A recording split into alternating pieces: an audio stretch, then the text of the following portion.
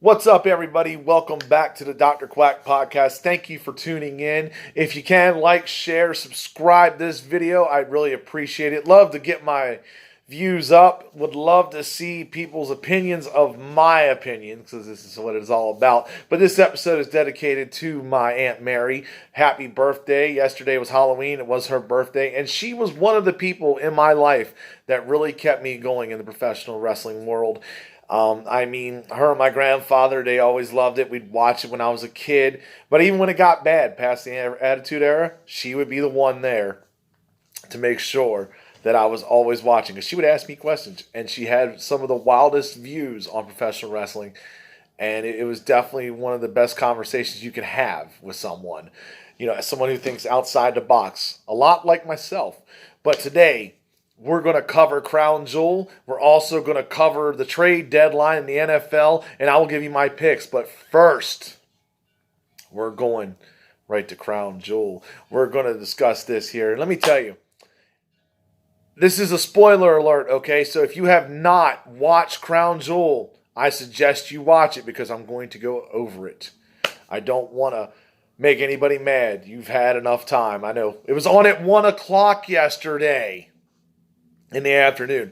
That honestly is my biggest gripe on the show in general. When you're going to have a show overseas, why have it not on a Sunday? Have it on a Thursday, Halloween, when everybody's working, you know. Still managed to catch some of it, I'll tell you. I was watching some at work, you know, a little bit of downtime there. But more importantly, I got to watch it all at home. I came home later that night and some this morning, finished up watching it. And I'll give you my good review here. First matchup that came on, let me tell you, by the way, great production by WWE on this. I'm telling you. First matchup was Brock Lesnar versus Cain Velasquez. You know, and a lot of people were like, why are we bringing an MMA fighter in here? Or UFC fighter, excuse me. You know, why are we bringing one of those in to wrestle a part-timer? Well, that's because Saudi Arabia wanted it. Because they're paying Vince McMahon the big money. What, $10 million? I'm sorry, no, $100 million there over 10 years. They're paying a big boatload of money for these stars that are coming over. And everybody's mad because it's like a Mania show. But like I said, it's on a Thursday. So people were kind of upset.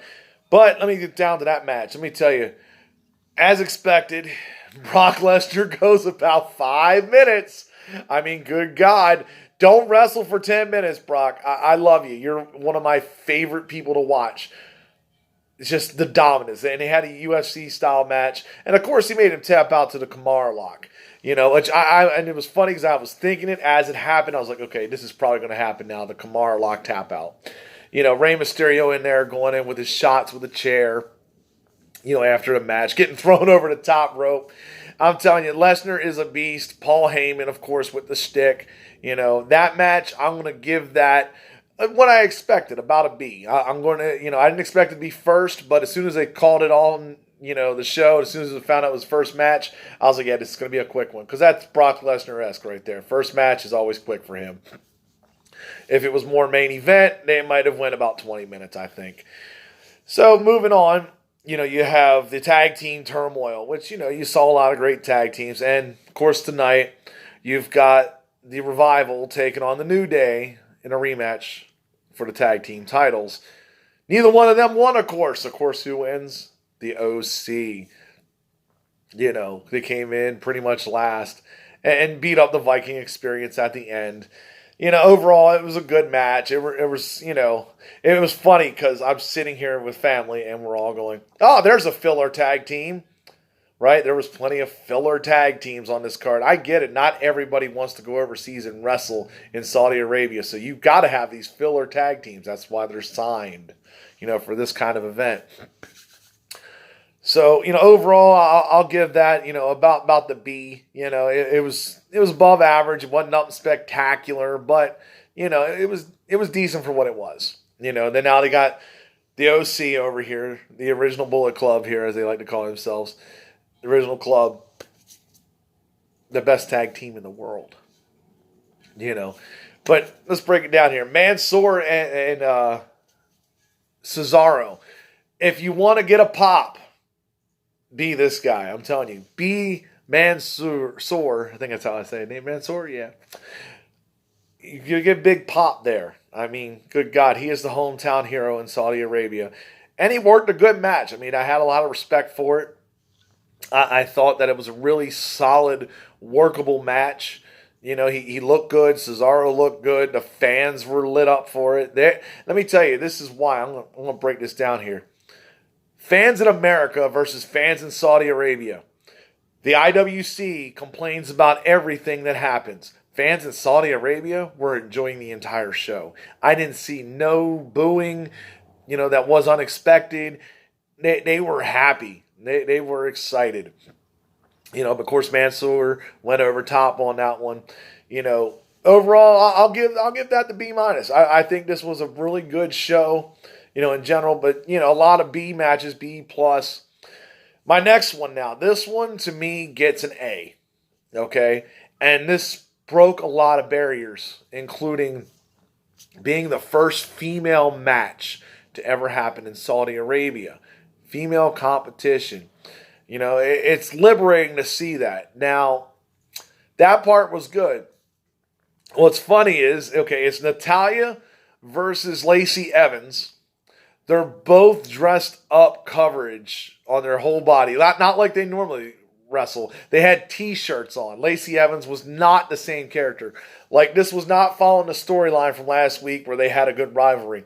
There was almost a friendship match. It's what it looked like, and it was very good. I gave it an A. Very talented. You saw a lot of great moves. A lot of the fans popped on it, especially with Lacey Evans. They loved her. And overall, I thought it was a great match. Of course, Natalya wins, which you would figure on such. You got to have the babyface female go over, on the heel, especially this being the first match, because they're going to want to have more. This is going to be, a more upcoming thing that's going to happen. You're going to see more and more of this over in Saudi Arabia. Thank God. Maybe we even have a women's title match. Sorry, I need a drink on that. Overall, like I said, A+ match. Fans were happy. Liberation there. AJ Styles, retained his title. I forget the guy's name, and frankly, he doesn't impress me a whole hell of a lot. But, the match was solid. I'll give that, probably a C. AJ Styles, as expected, is not going to lose the United States title. It's just kind of given. Team Hogan, Team Flair. That match, that wasn't bad. I will give it that. It was actually pretty solid.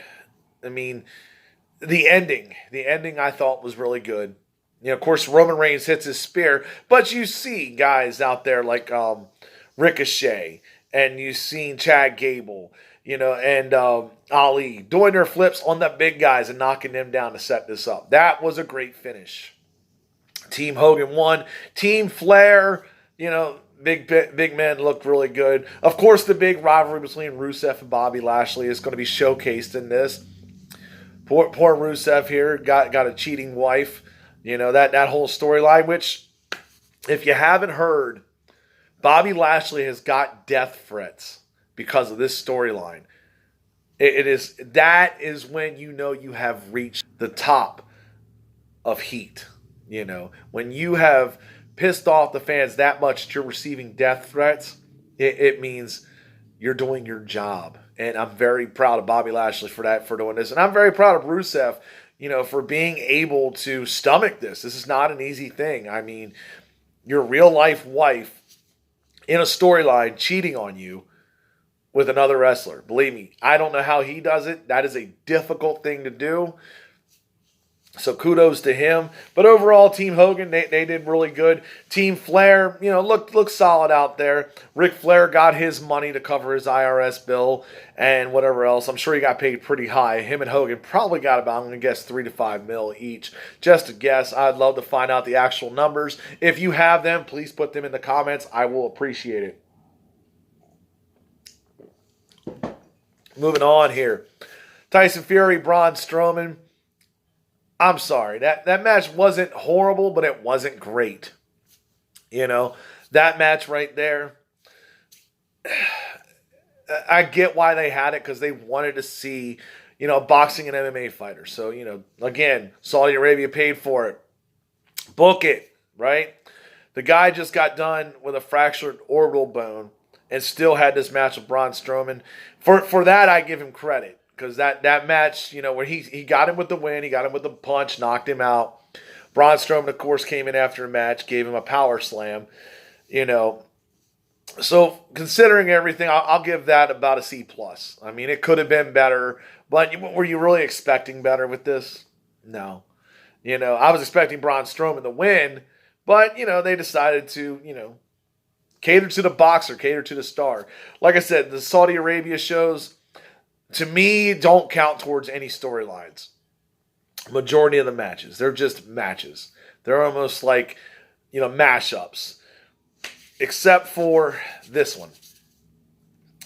The highlight of the show, one of the probably best matches out there, Seth Rollins and The Fiend. Right there, you're talking about, a big, huge rivalry. You had that right there. And everything was built up right. Seth Rollins burned down his house and, then he rebuilt it, da-da-da-da-da. You know how that goes. But the best part of this match, they decided to have this lights out in red. Red lighting. This wasn't made like a regular match. This was a false count anywhere. Must have a winner because of the Hell in a Cell match that everybody was pissed off over. Because Seth Rollins won. Well, pleased to announce our new Universal Champion, The Fiend, Bray Wyatt. That, I'm telling you, the finish of this is my problem with this match. I only have one problem with it. Overkill. Overkill on the curb stomps. Seriously. 8 to 9 curb stomps. And then throwing him into a box where you had fire and sparks. Right? Why? That match should have ended right there, but no. They wanted to show Bray Wyatt's supernatural abilities. Because he came up from there, hit him with the mandible claw, and then Sister Abigail on the concrete floor, and it was over. I mean, it's like Seth Rollins was fighting Jason Voorhees or Michael Myers. It was truly a Halloween night. They could not kill the monster, and now he is champion. But this also brings up one more question now. You have Brock Lesnar and The Fiend, both as world champions, Universal Champion, WWE Champion. They're both on SmackDown. Are we going to see a unification match?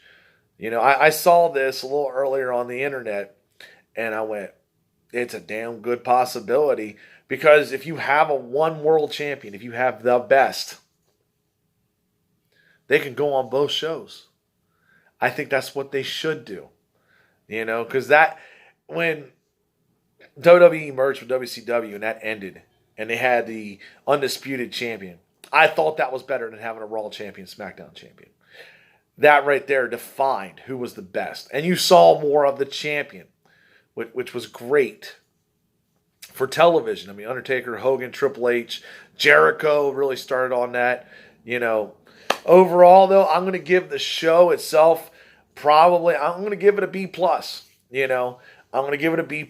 I thought this was better than average. I thought the production was better. I thought the show overall was better. They had bigger names. The crowd popped to it. So I was pretty impressed with the show. I was not disappointed, outside of minor tidbits. But, overall, good show. I really thought it was, Watch SmackDown tonight. Like I said, Roman Reigns, Baron Corbin coming out there. They're going to go one-on-one, and New Day versus the Revival for the SmackDown Tag Team titles. So there's my report on the Crown Jewel. Let me move into the NFL here. NFL, National Football League. They decided, the trade deadline, that was really huge. Trade deadline, we had certain guys that were move from one team to another. Mohamed Sanu, that's of course the big one to me. Moves from Atlanta, a sinking team, probably going to have their head coach fired. Matt Ryan may be done. I mean, it's all going to depend. They may draft another quarterback next year. Mohamed Sanu goes to the Patriots, on that 8-0 team there. So, I mean, that's going to add depth to them. Emmanuel Sanders. This is another great one. Emmanuel Sanders went from the Broncos to the Niners. Niners are undefeated still last night, beating the Cardinals here. So they're 8-0. Very impressive win there. I know Arizona, everybody's underrating him. But Kyler Murray is getting better. I'll give him that. He is getting better. I thought he'd be a complete bust. But he is definitely, give him a couple years, maybe some weapons, he might be able to turn it around. And, Kenyon Drake went to Arizona. Another one. That's a whole big deal right there. Left Miami to go to Arizona. That's going to help out with the running backs, that they need there. It's going to, help them out entirely. Also, Leonard Williams to the Jets. Well, I'm sorry, from the Jets to the Giants. Gets to stay in the same stadium, but play for a different team. That is what's real trippy with that. But good for him to get on there. I think the Giants are a more, upscale team. Yes, I know this year they are not going to be like the best, but they may improve over years. I think they're going to look better than the Jets, because the Jets, they just continuously mess up drafts. They continuously, have bad seasons. The one guy who wanted to get traded from the Jets and didn't, Le'Veon Bell. Go figure. Now you're in hell. You could have went and stayed with the Steelers. Granted, they knocked Big Ben out. But their third-string quarterback isn't playing as bad as everybody thought. Are they going to make the playoffs this year? No. But if he was there, could they have? Possibly. That's a big difference, big loss for them. So trade deadline went down. A lot of teams, getting new players. Let me move into my NFL picks here, and this is my wrap-up, because this is going to be a great week for football. I'm going to take the Texans over the Jags. I'm going to take the Seahawks over the Bucks. I'm going to take the Cowboys over the Giants. And yes, folks, I'm going to take the Patriots over the Ravens. This is going to be one game. If you're watching one game this week, and I'm not just saying this because I'm from, being a Patriots fan, but I am saying this because this rivalry is huge. I am saying this because this is one of the best games of the week that you're going to find. So if you got a chance, Sunday night, you check it out. It is going to be a killer game. And it's going to be close. And like I've said this to people, I have many friends that are Ravens fans, but I have said this, the Ravens need this win more than New England, right? The Ravens need this win more than New England. New England can lose this game, go 8-1. Guess what? Odds of them winning their division are still pretty high. Odds of them getting a first-round bye are still pretty high. I can already see it with both of them. Baltimore, if they lose this game, they lost to, the Cleveland Browns, right? And it wasn't like a close game. They got blown out 40-25. So everybody talks about, that defense. They got blown out. Okay. They also played a good game against Kansas City. Kansas City ended up beating them. The big question that's going to be asked is, can Baltimore hang with the elite teams? They have to win this game. Because if they don't, that's the big question you're going to find. So we're going to find out. I'm going to take New England, and I'm going to say this is going to be probably a 4-point win or less. That's my opinion, I would say. I know they're favored by 3.5. That's about what I'm going to go with. I'm going to go with 4. So stay tuned, folks. Thank you all for tuning in to the Dr. Quack podcast. Hope you enjoyed yourself. If you have questions for me to answer, if you have your opinion, I want to hear it. Please put it in the comments box. Like, share, subscribe. I'd really appreciate it. Thank you so much for watching, and I'm out.